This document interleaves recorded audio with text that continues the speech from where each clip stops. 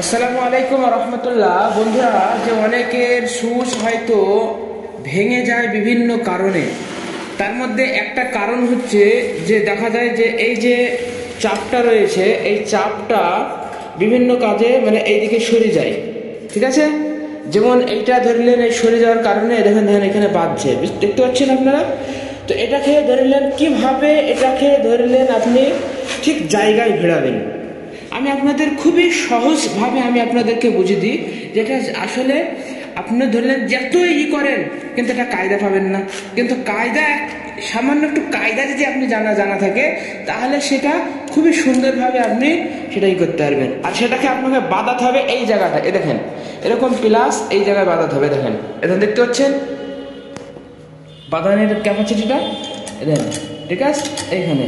ঠিক আছে, এবার এইটাকে নিয়ে আপনি যেভাবে ঘোরাবেন দেখেন ফাঁই ফাঁই করে ঘুরবে, দেখতে পাচ্ছেন?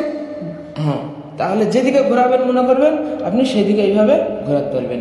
তো সেই জন্য এটাকে যেরকম জায়গায় আপনার দরকার সেই জায়গাতে টুক করে রেখে দেবেন, কোনো প্রবলেম নাই, নো প্রবলেম। সামান্য একটু কায়দার মাধ্যমে, ঠিক আছে, এই কায়দা হয়ে গেল, আপনার কাজও হয়ে গেল। ওকে, থ্যাংক ইউ।